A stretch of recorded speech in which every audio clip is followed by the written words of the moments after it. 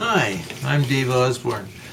One of the most useful tools in a carpenter's toolbox is the common tape measure. Let's have a closer look at it.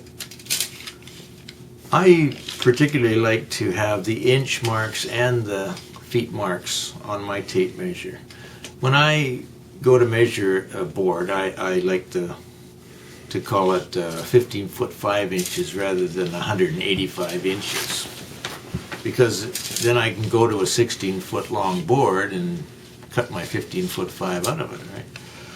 So that's important to me. Inches and feet as well, not just the inches. Some tape measures just have inches.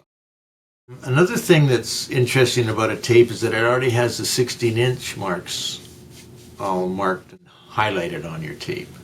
And they use that when you're laying out studs and joists, so you don't have to figure out where they are. They're already marked on the tape. Most carpenters have it memorized up to 8 feet or so, but then after 8 feet it's kind of handy to have it marked on the tape.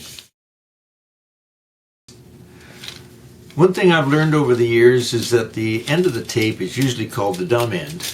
Like your partner might go say, go hold the dumb end of the tape and I'll read it. Well, I don't think it's a dumb end at all. Look how the end actually moves back and forth to compensate for the thickness of the hook.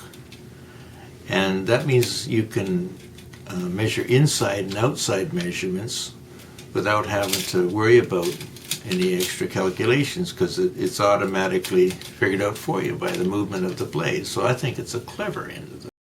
One of the hardest parts of reading a tape is, of course, breaking the inch mark into fractions. And you'll notice that the graduations are different lengths, where the half-inch graduation is the longest length, and then it's broken into 1/4 inch, which is a little shorter, and then the 1/8, a little shorter yet, down to the 1/16, and the 32nds. Most carpenters don't really have to worry about the 32nds too much.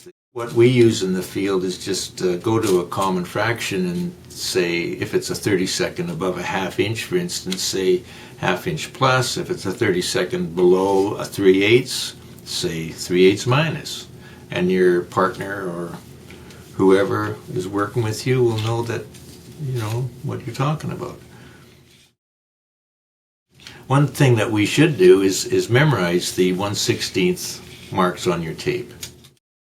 1/16, 1/8, 3/16, 1/4, 5/16, 3/8, 7/16, 1/2, 9/16, 5/8, 11/16, 3/4, 13/16, 7/8, 15/16, and the whole inch.